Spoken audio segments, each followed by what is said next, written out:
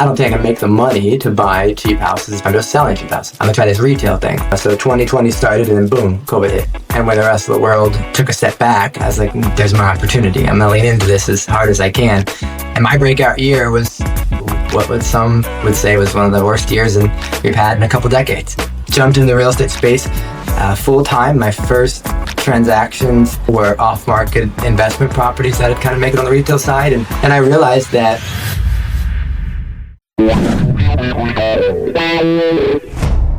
Scott, welcome. Appreciate you coming to the podcast today. Mm-hmm. We were talking before this, and you started off as an investor in 19, mm-hmm. but then quickly went to the retail side of things. Yeah. And from there, you went from doing zero when you started, obviously, to doing 30 something. Now you have a team or a whole brokerage with 20 something people. Yeah. Talk to us about that trajectory and your mindset that kind of went into that. You bet. Well, and I feel like with most real estate agents or professionals, we didn't originally plan to be here. Yeah. That wasn't, you didn't grow up as a kid wanting to be a real estate agent. And to be honest, nobody in my family ever owned a home. We were military, moved every 4 years. So it's kind of funny to think about where I'm most successful and happiest is a place that I never originally thought of. My background prior to real estate, prior to 19, was social work. I spent 10 years in the social work industry. I was in my young 20s, bright-eyed, bushy-tailed, and wanted to make a difference in the world. And honestly, got into social work originally in the child abuse and neglect space. It was impactful. I think it framed a lot of my deep connection to getting to the heart of where people are at and truly striving to solve problems. I think all businesses, entrepreneurship as well, should be framed around solutions and lovingly, not my solution, the solution to their problem.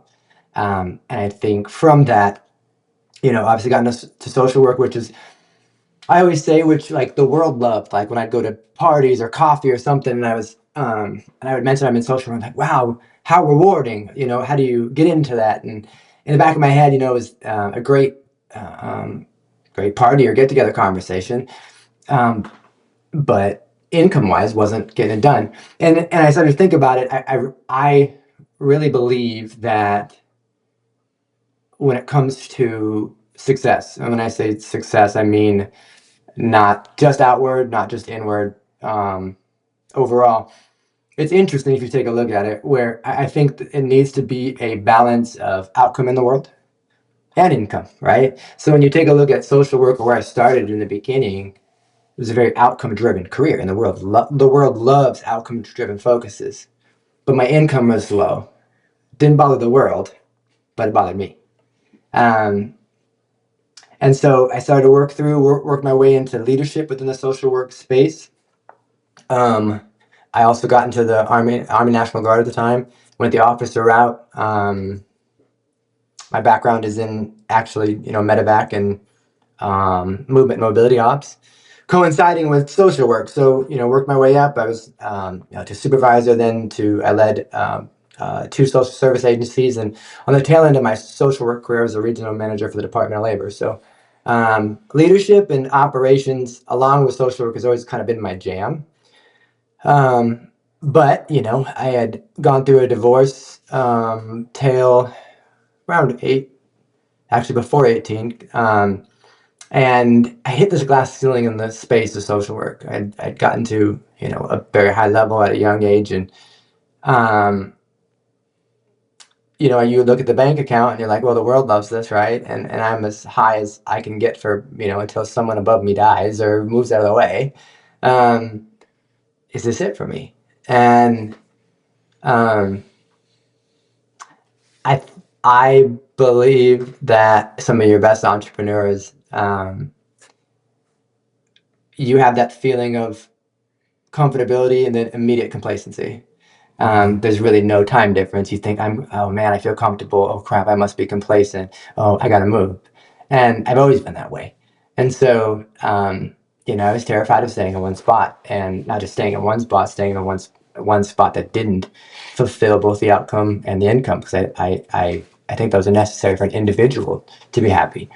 But then you take a look at the opposite side of the spectrum, which let's say the world perceives what you do as a very income-driven career with low outcome in the world. And what's interesting is the world doesn't let you do that for very long.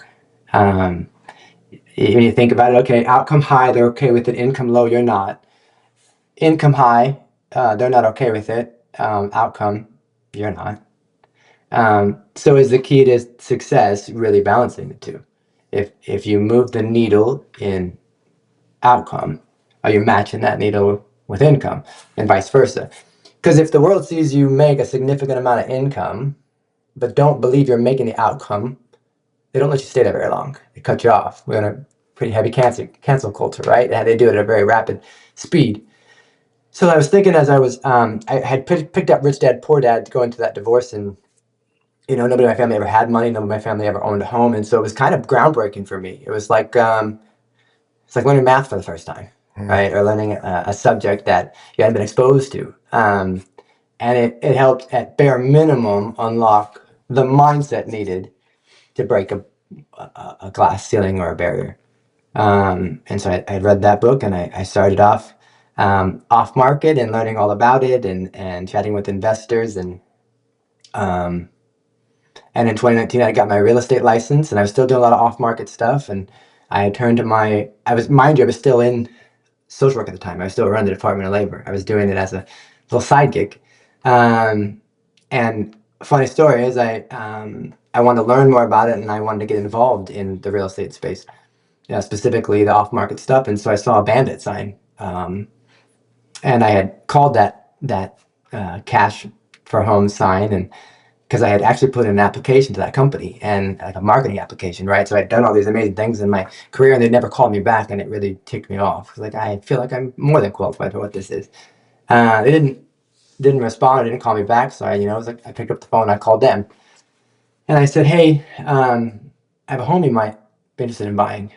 I didn't own a home at the time. And I said, they said, well, we'll meet you out. I said, no, I want to meet you guys first. And so I set an appointment, drove down there, and the first thing that I said walking through the door was, I'll be honest with you, I don't own a home. I'm super interested in what you guys are doing here. I don't care what I do, but I want to be a part of it. I want to learn. And the first thing I said was, hey, you got some balls. I said, yeah, I'm pretty smart too if you just give me a chance. Mind you, I was running the Department of Labor at the time, but I was that hungry to get exposure to what this is. And so they said, sure. And so I started on off-market acquisitions. And kind of took off at that, learned a ton about the investing side. And then, I was like, what, I'm going to get my real estate license and try to make something out of this. But I got my real estate license, and truly started to enjoy that more. And at the end of 19, I turned to she was my fiance at the time, and now my wife, and I said, I don't think I can make the money to buy cheap houses if I'm just selling cheap houses. I'm going to try this retail thing. So 2020 started, and then boom, COVID hit. And when the rest of the world, took a step back, I was like, there's my opportunity. I'm going to lean into this as hard as I can. And my breakout year was what some would say was one of the worst years we've had in a couple decades.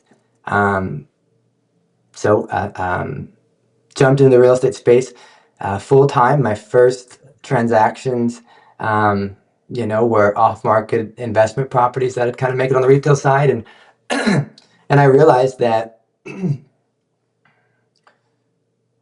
my why and my how have always remained the same.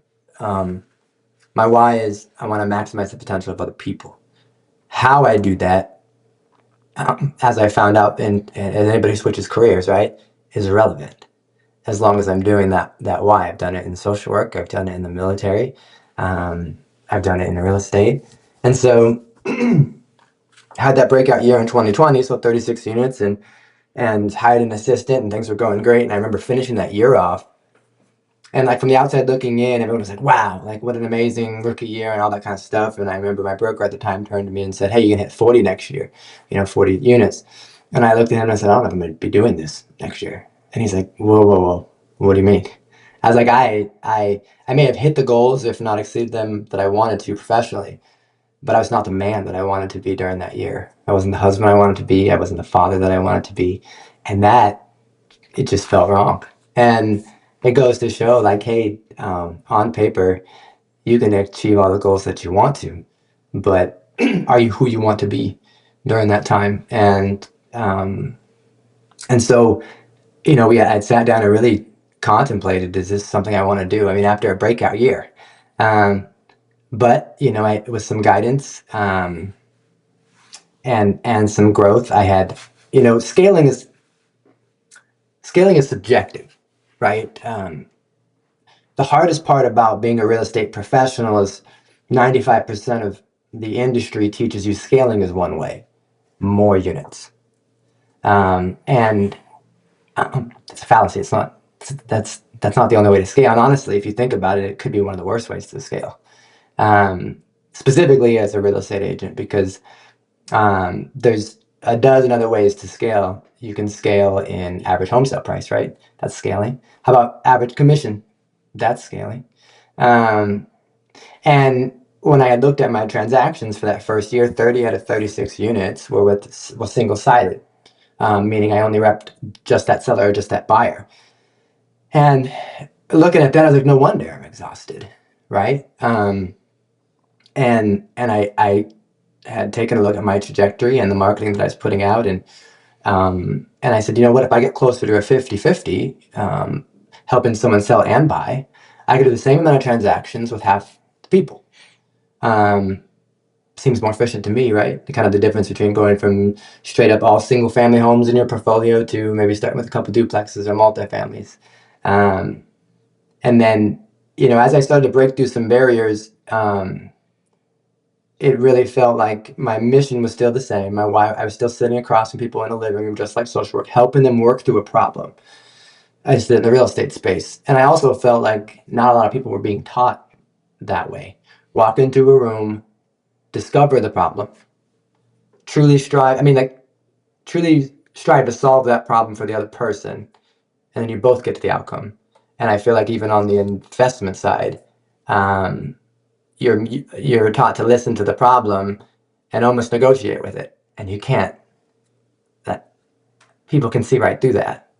Truly help them solve their problem in a way that makes sense for everybody around, and move forward. But at bare minimum, as I was scaling and growing, I thought, one thing that I think is vastly or drastically missing in the real estate agent space, or at least in the education around it, was the necessity for trust.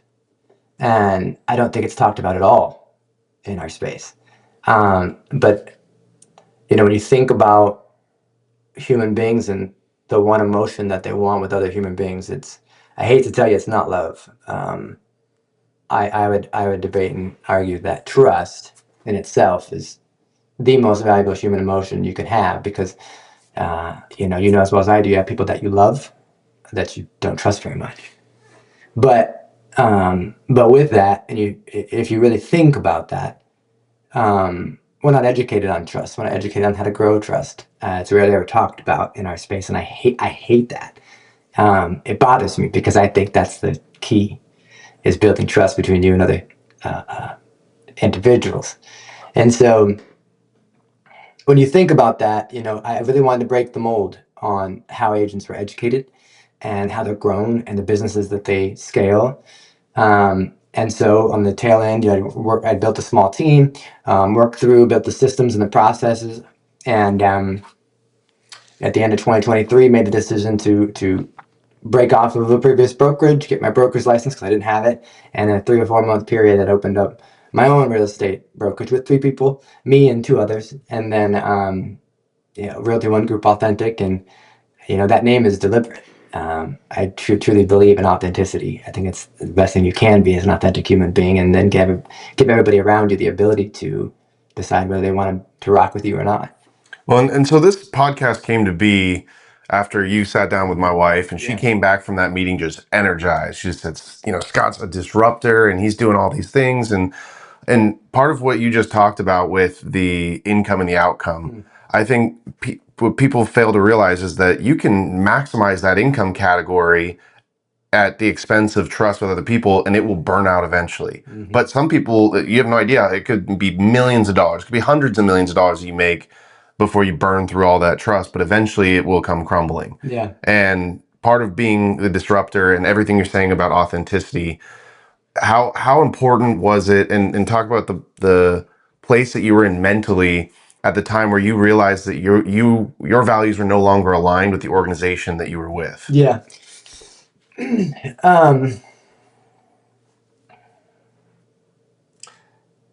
All leaders have an impact on you, the good ones and the not the good ones. And you got to be grateful for the impact. You got to be grateful for the lesson. And I think there's a little bit of, we're human. Leading is hard, very hard. It's not a popularity contest. It's an honesty contest. And I think the lines really start to get blurred when someone feels as if you're being dishonest. And so now, in making that decision, I learned a ton from my previous leadership, a ton. But the last thing that any of us want to be is the stair step to someone else's continued success. I'm fine with being a resource. Truly, from the bottom of my heart, I am fine being a resource for others. I think we all have that drive to help others. And actually, there's been studies around it. The 8 out of 10 human beings, no matter what industry or career field they're in, truly have a relentless drive to help other people. And that's exciting. However, there comes a point in time where you want that growth too. You want the trajectory of what you can do to match where you are. And then I discontent. Like, when do you hit discontent? And I firmly believe that it happens when one thing happens with all people. I believe that discontent only happens when the belief in your potential and your current reality have space. And I'll give you examples. You have people in your life that are have a low belief in their potential and are not doing anything with their lives, and they seem perfectly happy with it. And those are the people we sit back and ask ourselves the question, how? How can you do that? Well, think about it. Their belief is low. Their reality is low. They're completely aligned. Why would they be unhappy? And then you have the people we watch from the outside looking in, the top 3% on Instagram or social media or whatever they want you to see, and they're living a high life. They have high potential, high belief in their potential, and they're living a high life, and they're completely aligned with where they're at. And then you have the other 92% of the population, somewhere in the middle. Now, when I figured that out, it's empowering to the point where it's scary. Because now that any point of discontent you have at any day ever, be it what you had for lunch or with the person sitting across the table from you, or the scenario or the job you're doing, it only happens when one thing happens. Your belief in your potential and your current reality have space. And I tell my kids this, there's 3 decisions in that dynamic. The worst decision you could ever make is to do nothing. Because all that does is spread that gap, and it just hurts the entire time. The worst decision you can ever make when you recognize that there's discontent somewhere is to do nothing. Now, what are the other 2 decisions? The other 2 decisions are to lower your belief in your potential to match your current reality. And when I say that, the high achievers in the room say, oh, it couldn't be me. I couldn't do that. Whoa, whoa, whoa, whoa. There's times in our lives where we do lower our belief in our individual potential to match our current reality. So that, Scott at 22 years old and his belief in his individual potential changed drastically when I had my first kid. It wasn't that I didn't want to achieve the goals that I wanted to do. My current reality at that time had a breakthrough. So do you lower your belief in your individual potential? Yes, when your current reality matters more than what that individual potential and belief was. But then what happens after that? It doesn't go away, does it? Over time, and you get comfortable with who you are in the reality and where your life is going, and you realize how important that is, what does that potential start to do? It starts to challenge you to push back and go further. So the true and only answer ever is to raise your current reality to match your potential. And when you recognize that it's only 3 choices, whenever you're discontent, it becomes empowering because you have the ability to make those 3 decisions. But like I said, the worst thing you could do is do nothing. And I realized that my potential and the impact that I can make in others' lives in the real estate space, I wasn't achieving that. I could sell houses, I can sit in listing appointments, I could have great conversations. I could get listing contracts and purchase contracts and negotiate with the best of them. That wasn't it. That can't be it for me. And so in that, the idea around, okay, I've built businesses for other people, brokerages and social work side and all that stuff. What about my turn? So therein lies the jump. Of course the jump is scary, but we're getting to a point where we went from 3 to 22 agents now. And at the end of the day, I want our training to be different. I want it to be focused around trust within other individuals. I want, in the world of real estate, it's there's a lot of hidden doors. People will sell you the online software you need to solve the problem, but not anything else. They'll sell you the cookie cutter solution that only works for 1 out of 100 people, and tell you that it works for that one person. So why couldn't it work for you? And they don't tell you the behind the scenes. They don't teach you how to where money is made. And as kids, we go to school and we get report cards. Well, entrepreneurship has a report card too. The hard part is it's not equal for everybody. You look at your GPA compared to your GPA as an entrepreneur now becomes your profit and loss sheet. Now, the hard part is the subjects that you take are yours, and no one's there to grade you but you. And I think with that, I made the leap, and it's still scary. This is still the hardest thing I've ever done. It's always been the hardest thing I've ever done, whether I was in social work, and today is going to continue to be one of the hardest days you're going to have, and it might be a little easier for today, but if it doesn't get any harder, you're not getting any better. And so made the leap and trying to grow and train agents, trying to be something completely different. I think the real estate sales space needs an absolute disruption, but it needs a disruption in the best way. Real estate agents are in the bottom 10 for trust when it comes to view from the public, and I hate that.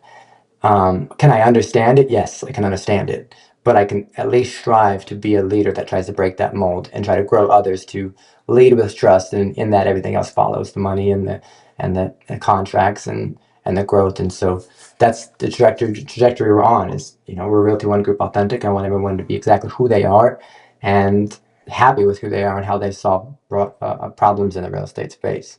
So therein lies what got me started and what the mission is. And it's sad that it feels a tad bit against the grain to be that way, but I also know that agents don't know any different. They only know the models out there and what they're being sold. And truly, I'll do it one by one agent at a time. So, Question on that: your model that you're creating, you're roughly 2 years into this experiment, if you will. What results are you seeing? So you have 22 agents, or we'll call it 20 just for easy math. Are they producing higher than 20 agents if I had 20 agents in a traditional model? Sure. Or I know you use a lot of AI, or you're big into AI with that. Is everything that you're doing producing better, if you will? It's a good question. I found that the first 6 months is it's almost like if you go back to when you went to boot camp to be broken down before the breakthrough. You got to break down those bad habits and what people are told, and it takes a minute because how we're taught in this space is very assembly line like. Make these 100 calls to these 5 groups and you will be successful. And you have 3,000 agents being trained that way at any given point in time in this area. And so first it almost feels like some agents are like, okay, why does this feel a tad bit too good to be true? Because the assumption is that because we're a fee-based model, we're cheap. We're not cheap. We have the same tools and resources every other brokerage out there. And I also say that in a lot of my one-on-ones is I'm going to be blunt with you. We have the same tools and resources as everybody out there. But nobody trains you on how to execute, how to use those tools and resources. That's where still being in sales helps me stay involved. It just helps me keep in tune with the market. So I find that the first like 4 to 6 months is almost like breaking down where they were and what wasn't working. And then the next 4 months or so is the confidence building, having them get confident in the conversations and being confident against the grain. It's very easy to be confident when there's 100 resources out there that aren't working, because there's 100 resources out there, right? You have something you can lean on. Well, how well has that listing presentation that you've been doing 10 times in a row work for you? Well, I got one listing. What about the other 9? What do you feel like you were missing? Well, I don't know. I don't know any different. That's how I was trained. So I would say the first 6 months are usually breaking them down to move them back up. And then when they realize that they do have the ability to succeed, and we will be next to them, guiding, coaching, mentoring, like we have a mentorship program. And I feel like the term mentorship is just thrown around all over the place. It's very specific for us. Our mentorship is very hands-on. And so when I say hands-on, like you're sitting in the passenger seat of my truck when I go to a listing appointment and I go to a buyer's appointment, and you're part of that. Our agents, if you wrangle up a listing appointment and you want one of the mentors to go, we will absolutely go, accompany you, participate in the listing appointment, wrap that listing contract up in a pretty bow for you and toss it back. That's what I believe that mentorship should be. And I don't think agents believe they're actually going to get that level of help. They hear, and it's kind of crazy to me, they hear mentorship from a lot of big box brokerages. And that ends up meeting, that might be somebody you meet with every 2 weeks that asks you to bring in your tracker sheet of how many calls and contacts you made, not guiding you through how to have those calls, contacts, and those conversations. And the amount of learning that someone can do in the passenger seat of your vehicle or sitting in on a listing appointment, you can't replace that. And the other side of that is, as the managing broker, you own that transaction. Everything has your stamp on it. And it drives me nuts, these fog and mirror brokerages that I see all across the country, where they're like just mass numbers and whatever. How do you have accountability of that? Because I guarantee you don't even know everyone's name in this brokerage. So how can you put your name on their contracts?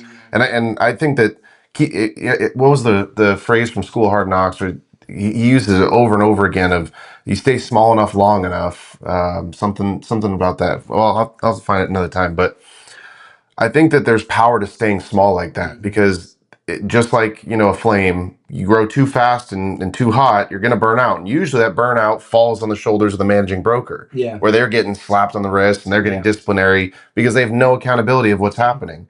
But if you stay small enough, you maintain that control over the quality rather than just, can we get the maximum number of transactions in the state? Who cares if you're just going to lose your license next year? So I'm curious about that side of being hands-on, and then there's still a trade-off. There's a dichotomy of your time and knowing that it's a high turnover business. You're going to lose agents. Yeah. I'm with you on the smoke and mirrors. It's amazing to me how loyal real estate agents can be to somebody they see once a year. Well, I've got this guy's name or that guy's name. When's the last time you talked to him? Well, I've never actually talked to him, but I have him. I have his number in my phone. Do you? I saw him at the Christmas party. That's great. I saw Santa at mine. Doesn't mean I got Santa in my back pocket, right? Lead from the front, right? Lead from the front. So that's one of my biggest fears, is not being close enough to the market as a leader, because I feel like then I lose the ability to stay in tune. I don't want to be that leader that teaches you ways from a decade ago. I want to be the leader that just had that conversation yesterday that you had a problem with, and to work you through that, and to even offer the ability to participate. Now, even on the leadership and the brokerage side, there's ways that you're taught to grow, and it's very similar to how agents are taught to grow. I think I like that. I don't want an agent to ever feel like a number at our office. I want them to be known. I want them to feel comfortable in who they are as people. On their best days and worst days, I want them to know that I don't care if it's 1 transaction or 20 transactions, that they will get better if they put the sweat and the work in. Someone will be next to them side by side, helping them work through that. Now, to get back to what you mentioned, the dichotomy of time, if you think about it, I have to be selective because I'm not going to I can't spread myself thin. Anybody's in the military know your longest arm is 3 people. So I can't, I have to be selective and know that the potential is there to put them next to me side by side and grow them. But I really feel like that's the loyalty that I want and the people that I want, I wasn't just the guy who talked you into walking through the door and you saw me at the Christmas party. I'm the guy who talked to you, who had a conversation with you, got you through the door and sat with you on your first listing appointment and helped you wrap up your first buyer's appointment, made you feel confident, talked to you about what worked and didn't work. We have solutions to what you're struggling with. And it's amazing to me how blind some of the loyalty is right now. And I feel like when I offer that as a solution, like, no, I'm picking you because you have quarterback potential. I need more quarterbacks on my team. You can sit side by side. You can work through our mentorship program, get hands-on help. It's almost like agents don't actually believe that it's real, because in that it's just interesting to me how blind loyalty is. Well, I don't want to leave this place because it's this place. Consumers don't care about that. They care about you. I mean, you are the brand. You should, if you're leaving a brokerage and losing a client, you weren't valuable enough, and that may sting to hear. But your clients want you as a human being, no matter what the color of your sign is or how big your brokerage is. They don't sign, they want you to represent them. And I agree with you wholeheartedly. There's a lot of space for error in that type of scaling. But I think the greatest error in that is a lack of connection between leadership and agents. And that's my biggest fear. I have always been a contrarian in thinking that real estate agents are a useless profession. Mm-hmm. Appreciate the transparency. No, I'm just being honest. Like, He became a real estate agent too. I got my license, got it, but I still think it's a useless profession. Mm-hmm. In the sense that, what else do you, other than stocks and bonds that you buy and sell, Sure. that you go through somebody, and technically you don't have to nowadays, but it's like a gatekeeper, if you will. Mm. And I feel like I understand why, from an economic standpoint, that buying and selling a $500,000 house can affect the economy dramatically if done improperly. So that part I kind of understand, but at roughly 10% of the total. So if I sell a $500,000 house, between fees and realtor fees and just all the process, Sure. I basically factor in 10%. Sure. So that affects people's bottom line.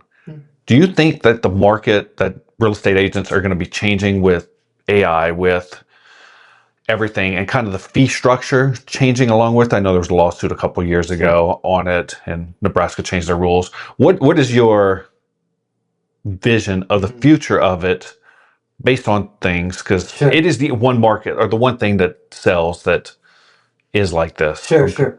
And one, I love the transparency and I love the question, because that's the mass belief in what we do. Now, you got to get back to trust and risk and reward. When you think about psychologically how you make a decision, because we all make decisions in a similar fashion, just with different motivating factors. So let's say you want to go online and you're wearing a fresh pair of Jordans on there, right? So you go online, you type in Jordans into Amazon.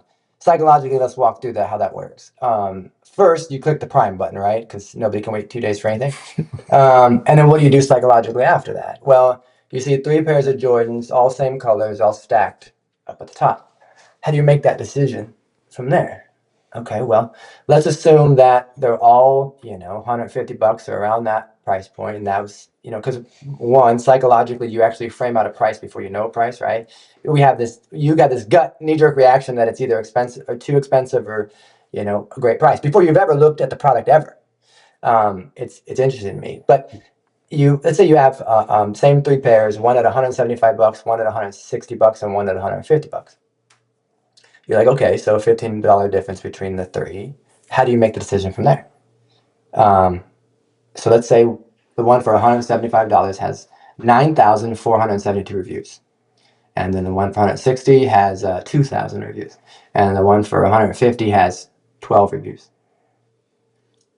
Well, okay, let's work through that decision. You go through the reviews, you realize the one for $175 has a higher amount of views, 9,000 views, or 9,000 reviews of 5 stars. And we as human beings are actually psychologically more prone to make a decision off of influence by social proof or belief of 9,000 human beings that you never met, right? So you got to remember, in a $150 decision, you still need trust. So what about a $500,000 decision? I'd argue that the necessity for trust in the professional helping guide and advise you needs to be significantly higher. The problem is when you have 99% of agents that don't lean into the necessity to build trust between you and I, therein lies the belief that we are the gatekeeper. We're not gatekeepers, and I actually hate the term salespeople. We're advisors. And so when you take a look at how entrepreneurs and successful entrepreneurs make decisions, you think they make them alone? No. My dad told me as a kid, you never make a big decision alone. So when you look at those entrepreneurs that are doing significantly well, how big are their advisement parties? How big is their circle? You can't build a business, as well as I do, without partners and people in the right spaces. So at the end of the day, you still want the same thing from your real estate professional as you do with your attorney and your accountant. You want trust. The problem is that hasn't been found at the depth that you need it. If you knew that your real estate professional could look you in the eyes and say, if I was making this decision, here's what I would do, then you feel a lot more comfortable. Now, why such a gap? That's the question. Because if you had a real estate professional that you believed deeply in their advisement, i.e., you've got to actually believe that person advising you has more knowledge than you in that category. And I completely agree with what you're saying. Mm-hmm.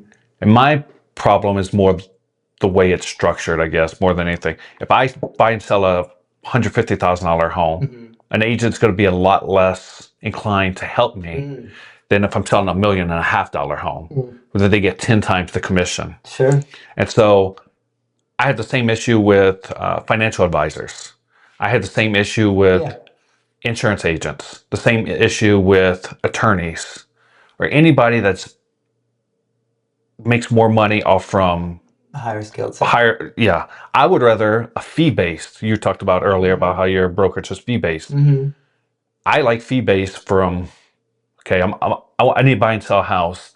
Okay, it's going to cost you $3,000. I'll help you through the process. Doesn't matter if it's a $150,000 house or a $1.5 million house. Yeah. You're still giving me the same level of service at the same price. Mm-hmm. The same thing with an attorney. If I need to draft up a buy-sell agreement, okay, buy-sell agreement is going to cost $750. Going into it versus, hey, attorneys are notorious with arguing with other attorneys and going back 750 times so that it costs you $10,000 instead of $750. Yeah. That's kind of where my mindset is for that. So I like what you're saying based on that. Yeah, and on the agent side, we're fee based. On the consumer side, buying and selling, we're still, the commission side of having that conversation about commission. At the end of the day, it's that person, that real estate professional should be working for you just the same amount, 150 as our 1.5 million. Obviously, there's more due diligence needed. The problem is you have agents out there that will only work for what they're paid for, not for who they want to be. And I always, I always say, you got to live your life. Yes, you have to eat, but you got to sleep too. You got to be proud of who you are at the end of the day as a professional and who you represent. I serve clients at 150,000 and $1 million transactions, and they all develop the same level of trust because who I am during that transaction as a real estate professional, if that changes, I have an authenticity issue. I'm not comfortable with who I am as a professional. I should be the same professional at 150 as I am at 1.5 million. And you should feel just as much trust at 150 as you do at 1.5 million. The problem is, and I on one hand, I don't feel agents are trained to lead with that level of authenticity. If at the end of the day, commission, right? It's all breaks down very similar, and your numbers aren't far off. When I talk commission, the conversation's simple. Hey, you're going to retain anywhere between 92 to 93% of whatever you sell for, then less your mortgage. Doesn't matter who you list with, to be honest. So in that decision, the trust is more important because I and next to somebody else at that split there, you want to make sure the person representing you is the right human being to guide you through that. And um, and the numbers always shake out the same way. So, when you get down to it, if the numbers relatively range in between that, 7 to 9%, no matter who you work with, that trust factor becomes even more vital. The problem is, you also have you have to have the person in front of you that you feel you can trust, and you've also got to have the open-mindedness. And this is where there's, as well as I do, the difference between serving an investor and serving a retail transaction, mindset-wise, is different. It's bottom line. The good news is it's very black and white. The numbers work or they don't work. It has nothing to do with emotion. However, trust is an emotion, and so it is a very thin line to walk to get you your return of investment, as well as make sure that you trust me and I trust you, and we can repeat that process. But at the end of the day, what human beings really want during that is to be protected. My number one job is to protect you, and I say that with all my buyers and all my sellers. It's not to get the price that you absolutely love. It's to actually protect you. Because if I get you a price that you love, but I don't protect you along the way, you'll never call me back. But if I can protect you on this one, and you get a price that you at least like or like enough to be happy with me, you're going to rinse and repeat those transactions with me because you know that you can trust me to help grow your portfolio or help you buy your first home. And you shouldn't be served any different between those two. The mindset's different, don't get me wrong.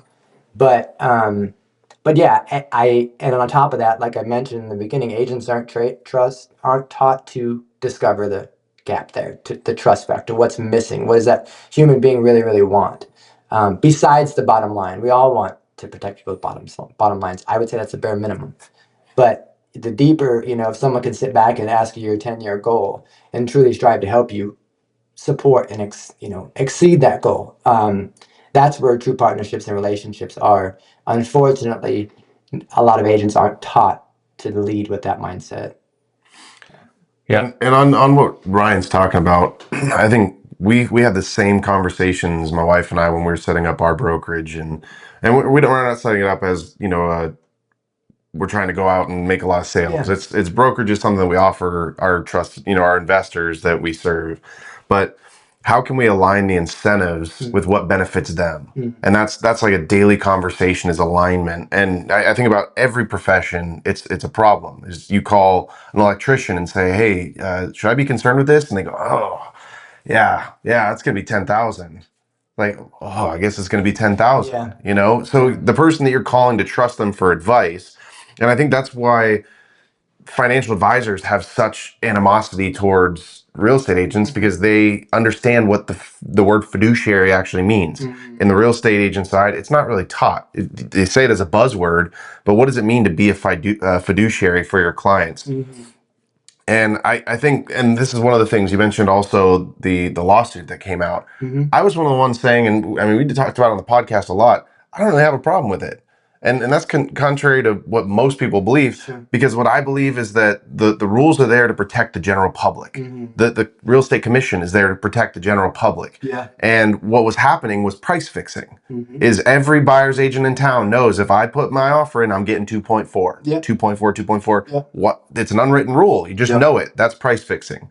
On the commercial side, every commission is negotiable because the seller needs to know how that commission affects his net proceeds. The buyer needs to understand how it affects their total purchase price. Yeah. And when it's a negotiating chip, if you're in a strong seller's market, then I don't think a listing agent really needs to, they just, put a listing up, it sells itself. So not really, they don't need a 3.5% commission to sell that house. Yeah. Same is true in a buyer's market. The buyer's agent doesn't have to work very hard. So the commission should be negotiable based on the deal. What are your thoughts about that whole lawsuit and how it impacts the general public? Yeah, and before I touch on that, I'm one thing that I think it's cool, you have to recognize why you and your wife started what you started. You recognized a problem that did have an impact on you, and it pissed you off so much that you want to solve that for other people. And when you walk into those conversations with those people and you express it, half of what I do is knowledge, the other half is passion. Because if I didn't bring passion, you wouldn't believe that I believed in what I was doing. But you got to get passionate first. You have to uncover a problem, and when it affects you, truly believe it's going to affect more people. And if it ticks you off enough to go and strive to solve that problem with true authenticity for other people, that's where passion and purpose align. The unfortunately, not enough people flip over enough rocks and get pissed off enough about how stuff is going wrong to actually do something about it. Now, that one space for you turned into an entire business model. You started your brokerage with a mission, and you had to get that mission first. And so when you sit across from investors or you know, be it small time or big investors, and they bring to you the same problems that you faced, that you and your wife faced, and you tell them, hey, I'm here to completely flip that upside down. It makes me, I'm gonna be honest with you, it makes me even more irritated than it makes you. I want someone, I want my lead dog to do that. I want them to be angry about the problem that I am. But not enough people get passionate about how upside down models actually are. In a lot of spaces, it's not just us. Um, you know, on the fiduciary responsibility and the lawsuit side, you know, yet again, I go back to training. On paper, has the buyer's agreement always said commission was negotiable? Yes, it always has. Was it trained that way? No, it wasn't trained that way. And now, I'm with you. The entire time, I've always had those same conversations. It all comes down to transparency. You know, on my cost sheets for the last 4 years, I've showed the difference, the seller split and the buyer split. It's always been 110% transparent, but I've always rocked that way. Because I do believe that therein lies, you know, that trust factor. Stay transparent. And the best thing you could do, you know, when I came over into and think coming from social work, which was very outcome driven, to real estate, which is very income driven, my biggest fear was, man, if I tasted blood, would I like it? Would it change me? And I can honestly say I never had to, and I'm doing just fine. And when you think about the beginning of trust, if you ever have to, you realize that the risk you're about to take requires a trained enough professional, skilled enough professional, that you do actually want to lean into their professional expertise. Let's take financial advisors, the same as an accountant, the same as an attorney. The higher the risk, the higher the necessity for trust. I'd argue. And then in that, let's say you sit across from 5 attorneys. Let's say you never have to. I hope you never have to. But if you did, 4 of them break down what they can do for you in what they call legalese. And you walk out of the room and you think to yourself, man, that person knows what they're talking about, but I have no idea what the hell they just said. But the fifth one breaks the process down and how they can help you in a way that just makes sense. So step 1 to starting with trust is translation. The most skilled professionals, I'd say the top 10% at bare minimum are skilled in their craft. They're good at what they do. But the top 3%, they can break down what they do in a way that just makes sense to the people sitting across from them, and whether they are the $150,000 buyer or the $1.5 million buyer or seller. So step 1, truly, for real estate professionals or for any professional looking to now realizing the value of trust with you and another human being, is to next take what you do and translate it in a way that doesn't just make sense to some, makes sense to all. And you have to have a deep understanding of this real estate space to be able to do that. The less you can talk legalese in real estate terms, the higher the opportunity for you to develop honesty, transparency, and trust. So your financial advisor should speak to you at the level at which you understand, not the level at which they understand. And so I believe if more real estate professionals truly broke down the process and put in the work, the same level of work they did at 150,000 and 1.5 million, you'd have a lot more trustworthy real estate professionals, or at least, and I started the brokerage because I actually believe that there's agents out there that want to do that. They're just not trained on how. And that's a me gap. If I'm not loud enough, if I'm not disruptive enough, I want them to at least know it's over here. You don't got to believe in it. You don't have to believe that it's real. At least come find out. But you know, at the end of the day, I think I hate that's against the grain. I hate that authenticity is against the grain. I hate that transparency is against the grain. But I like the transparency that struck out from the lawsuit. It required everybody to break down their commission 2 or 3 times to a consumer. Why the hell were we not doing that before? So at least people know how it shakes out. But it also offered the opportunity, if you have a higher level of value, you can make more. Your buyer's commission can be higher if you have that separator between you and other agents, and you actually believe, and the other person across from you believes that you're worth that. So I understand where it came from. Yeah, there's a big hubbub because of a big change, but I'm glad that it increased the transparency in our industry and raised the value of, at bare minimum, the buyer's agent, because there's a lot of work on that end. So, yeah.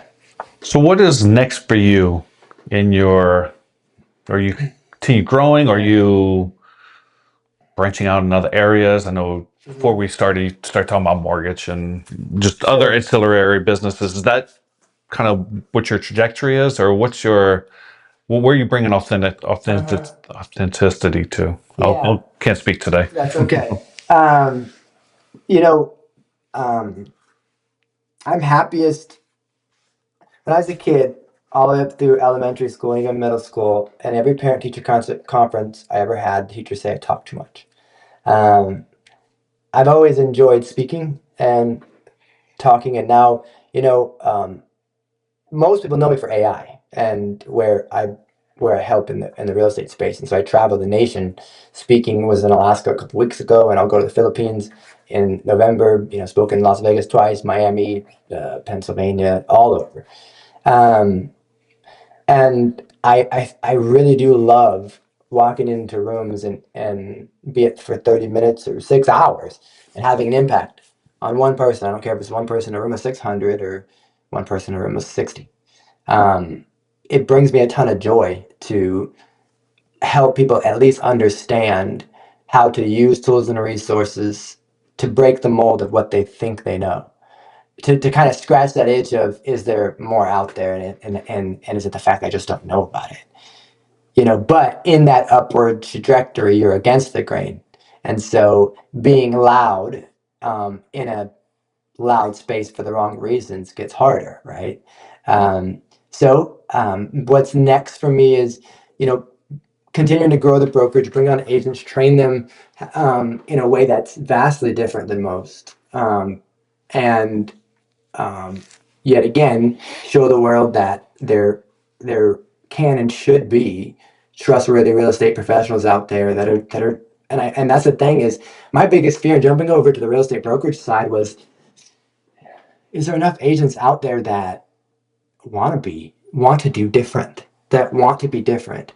And I feel really selfish for thinking that, because I've met dozens and dozens of agents that have amazing stories here and have that grit and that grind and want something different. They're just so latched on to the conventional model.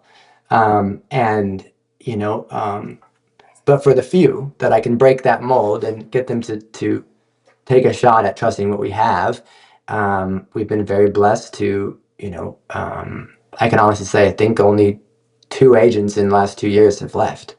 They've all stayed.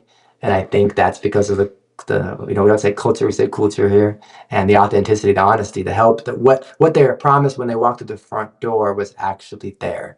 Now, yet again, real estate is simple, not easy. So the work's still the work. Hard is still hard. Uncomfortable is still uncomfortable. But it's a lot easier. You think back to the most impactful human beings. If you were ever an athlete, you're a coach. And we have a lot of impactful coaches in the world. And that's where I think I'm best, is speaking and coaching. So to answer your question, I want to grow the brokerage to a point where, I continue to be able to coach and guide and mentor and truly let agents strive to be successful, as well as branching out and continuing to speak and connect and coach across the nation. Because what's exciting is, I am finding out that there's a lot of hungry professionals out there, leaders and agents all over, that do want to change and do want to think differently and do want a little bit more trust back in their business. And so honestly, I'm happiest there. I'd love to just be speaking, coaching, and training. But with that, I also want to make sure that I have my impact locally and build a brokerage that is doing the right things and happy to be who they are when they're doing it and making an impact on the community. And honestly, taking a swing at the man and trying to break the mold of what's conventional. So if someone out there truly strives to knows that there is different, there has to be, but doesn't know where that's at, I believe we're that different, and that's the goal. Yeah. One of the things that you said earlier was about, I mean, I know you said culture is not what you call it, but Yeah. your ability to keep that integrity in all of the agents in there as part of your mentorship program. Do you think that your military experience has allowed you to be a better delegator, to be able to have those mentors treat the agents exactly how you would, even in your absence? You know what? The military has helped me a ton, specifically in the leadership space. I don't think there's a better training opportunity than any branch of service that has a leadership route, because it's you learn the structure of leadership, the impact of leadership, and on the military side, um, you know, the good leaders in the military care about their their soldiers and the impact, and they know how to motivate and guide. When you know if you tell 50 soldiers to move this rock, the what? Will they move the rock? Yes, but they'll complain the entire time. And take 3 smoke breaks. Yep, absolutely. But if you say, hey, our mission is to clear this road because we've got a convoy coming down the road. Their goal is to get to this sustainment point. I mean, what we're doing here is impactful. And if they chose us specifically to get this done, and the only thing standing between us and that is that rock over there. So I'm going to ask everybody here to make that rock their mission. I want us to work together, the why, so we can be our part of the team, move it out of the way. And how we get there is how we decide to get there. What we need to do between now and 8 hours from now is to come together, get that rock out of the way, and clear that road. Will you do it with me? And the difference is being told what to do is the worst way to ever walk through a process or motivate others. But what's exciting is when you can have a common why, and it makes leading really a lot easier. When you look at how military operation orders are written, they actually are written from the why from the get-go. But not enough agents, not enough military professionals get that chunk of the message to be able to understand the deeper mission behind what they do. Now, on the mentorship side, got to be hyper selective in who that is too, because just because someone is good at something doesn't mean they should teach it. And so I think being good at what you do is a necessity, but I also think the ability to help others be good at that too, to truly translate what you do in a system that makes sense for others, that makes it easier for them to do. And so with that, I think you have to be very selective on, we have 2 mentors, me and Jean Mahoney, who's been in the industry for, over 20 years. She's an impactful human being, had a huge impact on my life. And what's cool is I actually believe there's more leaders out there that want to be mentors, that maybe come into the tail end of their career or just have a true desire to grow and guide others. I would love to meet them. And, maybe it's the process that they're missing to be able to lead and mentor others. But I think, each one teach one.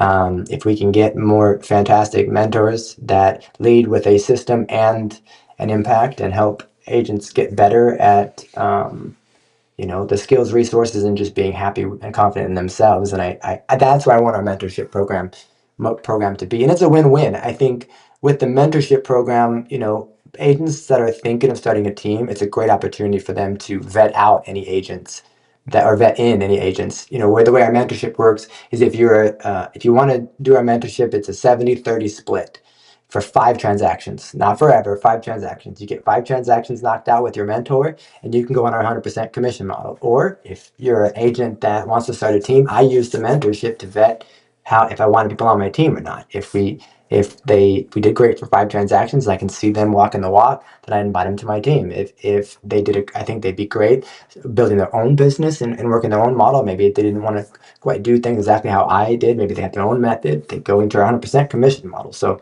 mentorship should be very hands-on. It's not just sitting behind a computer screen or sitting in a mastermind that makes you feel better for 45 minutes. It's legitimately getting hands-on day in, day out, and helping, real estate professionals solve day-to-day problems. A lot of what you talked about is the psychology of sales and all that stuff. But you also mentioned you travel around the world doing and speaking on AI. How is AI changing what you do? But not only what you do, just business as a whole.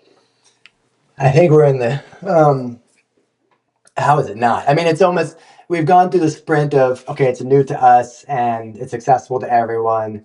And we went from it being uncomfortable, 3 years ago, to now being too comfortable. As far as AI goes, truly, I believe that AI is meant to solve problems.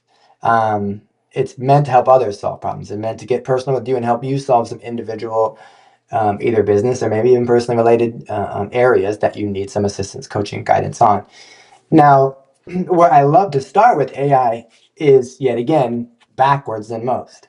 I believe that 90% of the population is now in the space that you use Google for. I have question, I ask question, right? That's now turned into the framework of how you use AI.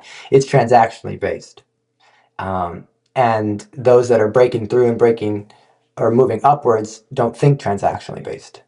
They think long term. They think solutions. And so, when it comes to AI in the real estate space, it still boils down to protecting the consumer and solving the problem. And I say that because now all systems, CRMs and all that, are integrating AI. It's so rampant that I believe we're going to go through, and I don't know if it's a term yet, but maybe we can coin it here, the over amplification of software and AI. Now that it's so accessible to build your own app or solution, that it's getting so mainstream that we're getting bombarded with AI solutions. It's too much. But let's go back to trust and psychology. Human beings make decisions off 2 emotions: love and fear. One of those emotions is pretty widespread. The media is really great at pushing one of those emotions, and that emotion is Fear. Now, what I often hear people say is, well, just be the opposite. In a loud space, that's really hard to do, right? Own it. Own the fact that misrepresented fear is rampant. And AI in the wrong hands is only allowing that mass communication of fear. It doesn't mean you can't be that solution. And the way that you use AI should be that help solve that problem. So if we know that all human beings want trust, and fear is one of the driving emotions on how we move throughout the world and decisions that we make, what I often start with in a lot of the workshops and coaching that I do is personas. Use AI to develop personas around the people that you want to do more business with. And when you look at big box companies, Nike and the big brands, they all use personas when developing a new product, because they first identify what gap or what problem is out there in the space that we're looking at. What problem are they facing? And then what is the demographic around that? What's the fear in that demographic? Where's the gap? And how do we solve that problem? It always comes down to solving problems. When we do business planning as real estate professionals, we're taught on identify how much money you want to make and how many houses it takes to sell to do that, right?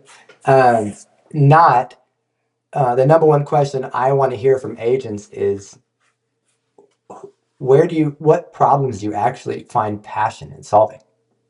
And that shakes out. I guarantee when I say that to seasoned real estate professionals, their Rolodex clicks and they think of the buyers and sellers that they helped along the way that just are cemented here. Those ones you go back to on the hardest days, because there was passion there, right?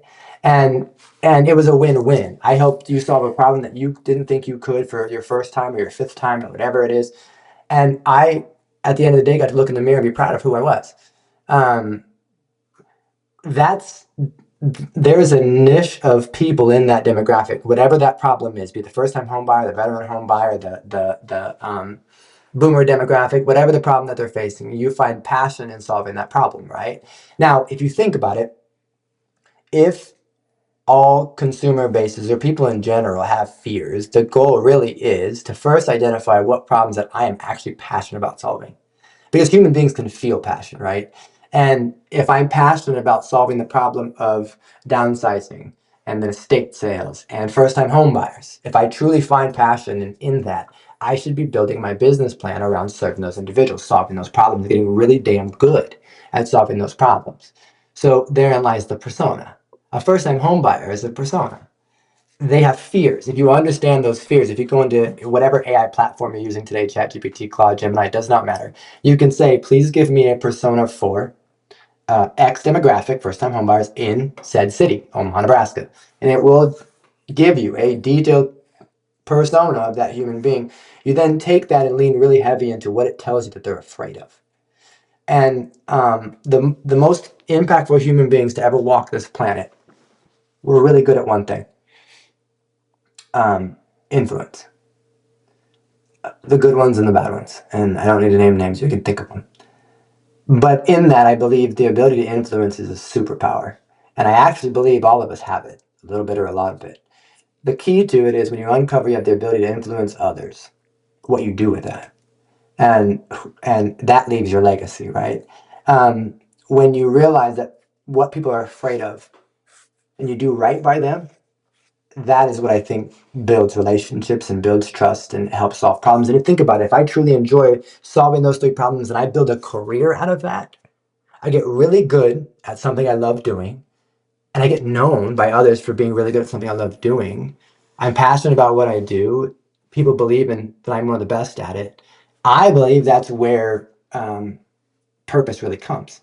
Is identifying what problems am I truly passionate about solving, who is having those problems, and how do I help them solve that problem through the real estate space. But that's not how we are trained to do that. So I believe that AI, in the right hands in the real estate space, is helping agents identify what they are passionate about doing and solving and who out there is doing it. And it's crazy to me, if you don't know who you're talking to in 2026 in the real estate world, how the hell do you know what to talk about? And you don't want to know what most people do. They talk about themselves. And I'm tired of those posts. You're great. I love your success. Don't get me wrong. I think it's necessary, but it shouldn't be always. If you knew that, so the boomer demographic moved from the number 3 buying and selling position 2 years ago to now the number 1 buying and selling position in the nation right now. Why? Because they have higher liquidity in their assets. They're not uncomfortable with where interest rates are because they bought homes in that space before, if not double the interest rate. And they actually have a motivating factor that is required. Where they're at is not working for them. But it doesn't mean they should be traded any less. They still are afraid, just like everybody else. They may be less likely to bring that up. But if you address those fears, if you bring them up, are you afraid of moving into a home that still requires more maintenance than you're ready to handle? Right? Motivating factor. And then if you understand their fears, couldn't you put content and marketing material out there, resources in the world to help them identify that, hey, this person actually may have a solution or is at least willing to understand where I'm at? And if I lean in with value, and when I say value, not valuable to me, valuable to you, and I have to discover that first. But if I'm putting out content and material out there to help solve a problem that I'm passionate about, and people feel my passion, don't you think they'll be attracted to that? And won't they tell others when I help them solve that and I'm passionate about it and I do a great job? Won't they tell other people in that specific space? So I want AI to help all individuals solve deeper problems with people that need the help. But it's not necessarily where it's always going. It's going into systems and technology. And I'll be honest with you, I don't know if we need more of that. We need more authentic human beings understanding each other and using AI to help solve problems. So in my workshops and training, we'd spend 2 or 3 hours going over personas and actually using those personas to build text messages and emails and phone call scripts and ideas around content. you could use that same chat to, hey, what are 5 objections I might get? I'm going to a listing appointment with someone who's looking to right size, and working through those conversations. So yet again, my approach to AI is a tad bit drastically different. Can I build websites with it? Yeah. Can I build systems with it? Absolutely. Am I a tad bit of a tech nerd? You bet. But don't ever get away from the true solution, which is helping people solve problems. Well, and the other part of that, and I think AI is a fantastic tool. I use it daily. It's running in the background in my pocket right now. Yep. But people are too quick to delegate the end result, which is what's getting attorneys into trouble. It's getting, the people need to own the result. You delegate the task. The same thing in leadership is like, even though have you seen the 4 levels of the delegation before? It's like people are so quick to jump to that level 4 and just hand everything off and be like, let me know when money's coming this way. Yeah. One of the things that, regardless of whether it's delegating to an agent or delegating to AI or delegating to third-party service, is maintaining that responsibility, and that's how you are truly authentic for your clients. One of the guardrails, I'll say, that we put in is that we would never calculate what our commission was until the deal was closed. And I think that the concern of a $150 or a $1.5 million house is I'm going to work hard regardless, and I'm not going to be motivated by what that dollar amount is. Do you have any kind of guardrails that you teach your agents to make sure that they stay in the right mindset, to not saying that they will become bad, but don't even let yourself become susceptible to compromise? Absolutely. And so when I show up to listing appointments, for example, of course I'll do a CMA, but I don't bring in a listing presentation. I think a lot of agents are taught to sit in a box. And what happens when you do a presentation? You're sitting across from somebody and you bring up the PowerPoint and they spend 90% of their focus here and 10% of the focus on you. And you're looking at the pretty slides and it looks great, but you build no human connection with that individual. To keep good humans on the right path, we have to discover each other's why as quickly as humanly possible. So when you walk into a meeting with somebody, or specifically a listing appointment, that seller has no idea the tempo of that meeting. The first thing they're going to try to do, which is nothing against them, they're going to try to walk you around the house because they don't know any different. They think that's why you're here. Don't do it. Not right off the jump. Get straight to the kitchen, sit down, and because a lot of big decisions are made at the kitchen table, right? Sit down and understand that human being. The number one question out of my mouth when I sit in a listing appointment is, Tanner, why am I here? I just sit back and wait. And what's funny is someone was just, we're interviewing listing agents because we want to sell. Okay, why? Well, she just got a job that she's been going after for the last 5 years and we got to relocate. Oh, okay. When? Well, we got to be out in 3 months. Okay. What's important to you about that? Well, honestly, we want to get the house sold and she's got to be there early and I got to be here with the kids and okay. Okay, so in that, what do you want to make sure? What do you want that to feel like when you're going through that? Well, honestly, we're stressed about whether we do or don't have to do this and that, and just dig and people want to feel heard. What's cool about that is, and I learned this in social work, the quicker you can understand why someone wants to do what they do, the quicker I can latch onto it. And when you latch onto it, it becomes my mission too. So I can take that in every field decision when I go to advise you. Hey, I know we just made it through the inspection period. Here's the deal. They asked for these 5 things. You mentioned during the transaction you want the stress to be low. My fear is that if we do this, this, and this, it could expose us to X, Y, and Z. My suggestion is to make that easier and to go back to what you really wanted is to give a credit for this, this, and this, which ultimately would equate to an equitable solution. But I remember when I sat at your kitchen table and you told me that your biggest fear is this. Dig as deep as you can. If you're having 45 minutes of a conversation of a listing appointment that's nothing to do with the house you are winning, you're winning that relationship. Because I guarantee the other agents had nothing but a listing presentation, a suit coat, and didn't stand out at all. Now, the other half of that is the plan. What I train agents to do is all I bring to my listing presentations is a little trifold launch plan. Because in the military, we're taught to backwards plan. And I would sit across and I said, okay, Tanner, now you said you want to be sold, you want to be moved into that new home in 3 months. Well, that's backwards plan. In order to do that, a time frame. We're probably going to want to be up on the market 60 days in advance of that. So here I'm going to put in the listing date. And in that trifold, I have the date that I'm doing the first open house, the date that the photographers come in, the date that the cleaners come in, and we walk through every single step of those every single day. So by that time, I've walked through an entire plan, and the only next step is to sign listing documentations, right? So the same thing I told you about commission was you're going to retain 92 to 93% of what you sell for, no matter what, who you list with.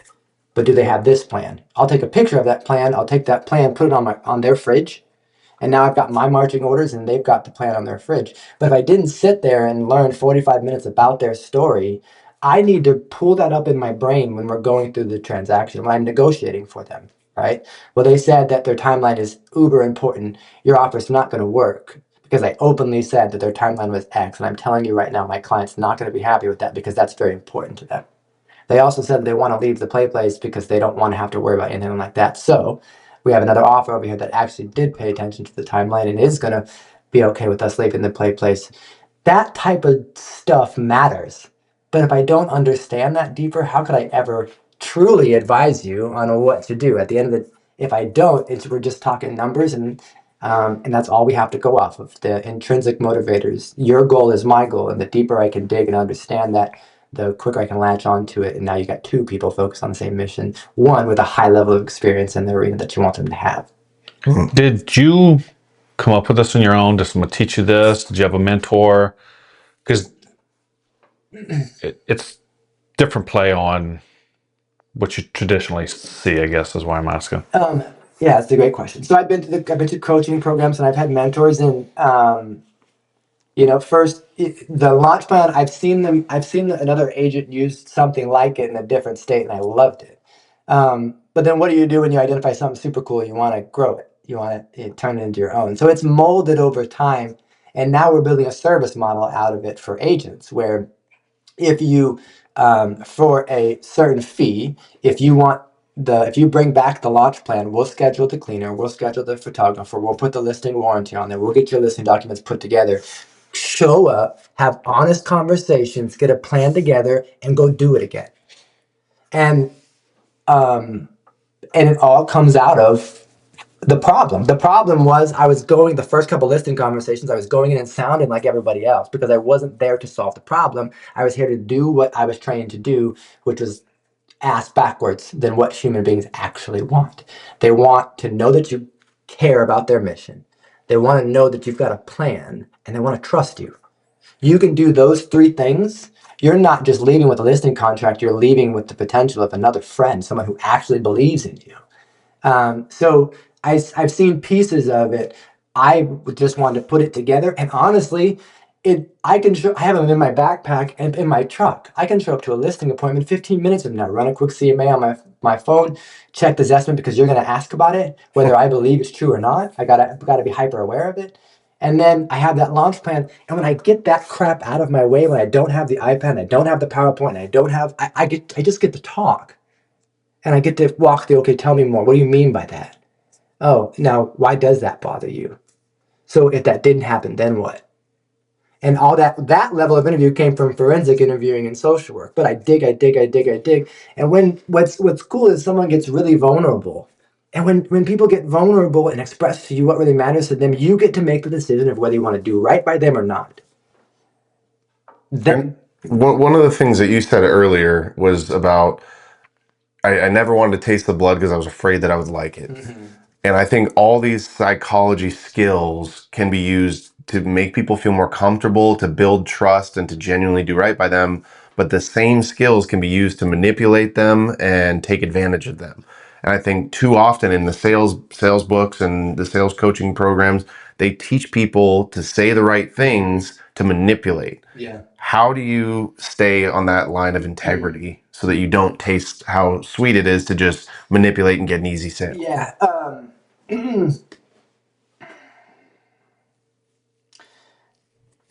I think being able to walk people through when they have an immediate thought, because either or maybe it's a knee-jerk reaction, or you're standing 10 toes down on, I'm not replacing the water heater, whatever that is. Walking them through out loud. Okay, let's walk through that. my job isn't to disagree with you. It's just to advise you. Okay, so if we didn't replace the water heater, then more than likely the clients are going to withdraw. And if they withdraw, which I'm fully in support of, do I think the water heater is going to come back up? I do. So lovingly, if we didn't solve it now, someone's going to ask again. And then if we restart this journey, then we're back on the market. We're hopefully getting the same scenario. My fear is, right? I throw my fears on the table because I've done this 100 and 200 times over. I had a client last night where we got a backup offer. Where we took it off for Sunday. We got a backup offer, and I walked them through the whole scenario of, hey, this is how this should shake out. At the end of the day, we stayed available for backup offers.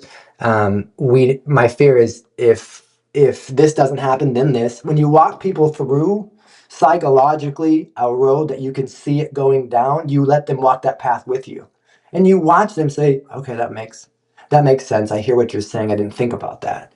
So in that, you've got to think out loud. Like, one, you have to have the experience under your belt or the mentor behind you to be able to guide you through that process.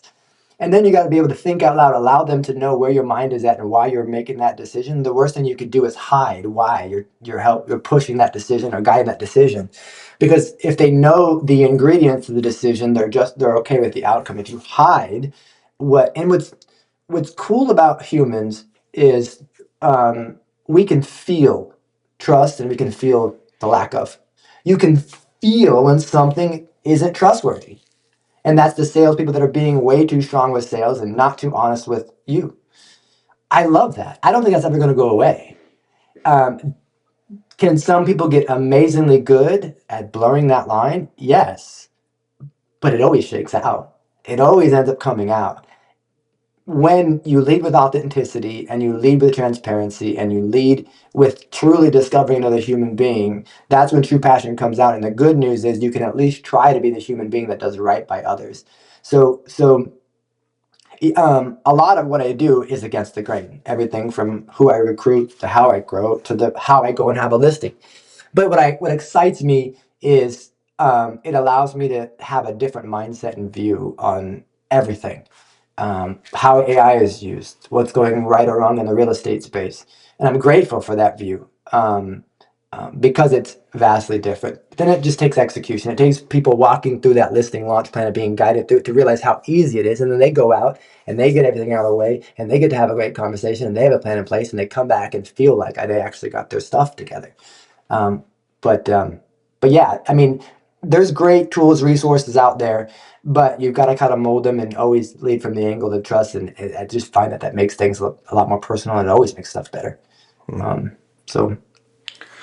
Well, Scott, I really appreciate everything you've levied out.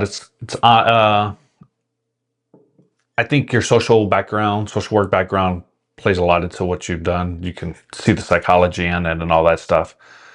And just leading different, one of the things you've alluded to. One of my final questions is, what does freedom look like to you? I have a feeling you have a different answer. What does freedom look like to me?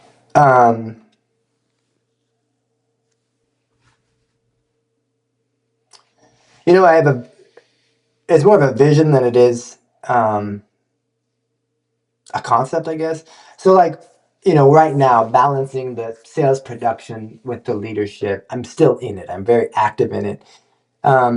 Freedom for me, at least in, I guess, what my dream would be, to speak, coach, guide, travel, connect, and be able to be solely focused on that and my family. Helping others break through barriers by being present in their lives, be it momentarily or long term. And then being dad and husband and being able to combine those. I've had a few opportunities where I can bring my family along on some of the speaking opportunities, and that's just cool. I mean, that's just fun to go and take those trips and combine them all to be in the whole gamut. So freedom to me is being able to travel, coach, guide, mentor, connect, as well as opening up the opportunities to still be dad, to still keep both those things level. So right, and don't get me wrong, I love real estate sales because I get to help people solve problems, but I want to build a layer or two under me of other agents that want to do things different and break the mold and be able to guide leaders and have businesses, the real estate side, the title side, that are making an impact, and being able to also build a legacy that I can hand off. I think all entrepreneurs secretly hope that they want their kids to have some bite of it or some piece of it, but something that's long-standing, that makes a difference, that when I'm gone, there's a lot of people that were proud of me for who I was and what I did. The key is just being a little bit louder than most and disruptive in doing that. So, my vision of freedom is probably a tad bit different than most. But it still takes some of the key pieces it does with everybody. It's building a successful business that can run, or two or multiple that can run on their own, one on its own, so you can get out and do the things that you love and be who you want to be. So that's my goal for freedom. Well, I appreciate that. If someone's watching this and they want to connect with you, Sure. what's the best way? If they're an agent or want to sell or whatever their thing is. If you're in the Omaha area, you can easily just type in my name in Google. You'll find me. Connect with me on Instagram, Scott B the Realtor. Same with TikTok, Facebook, text message. Doesn't matter. I'm readily available. I'd be happy to connect with buyers, sellers, investors, agents. If something about this podcast had an impact, I asked for the opportunity to let that impact go a little bit deeper by getting face to face and having a great conversation. Awesome. I got one final question just for Tanner. Do you do like TikTok dances? I know he likes the TikTok dances. I like TikTok. Back in my day, I used to dance a little bit, but I can't say that is my bread and butter. Okay. So I'll not my MO, but there's some great TikTok dancers out there. Tanner watches them all, so. Maybe we can do one together at some point. Well, Scott, I appreciate it. Thank you for coming. Yeah, my pleasure. Appreciate it. Thanks, guys. Thank you. Okay. Sweet.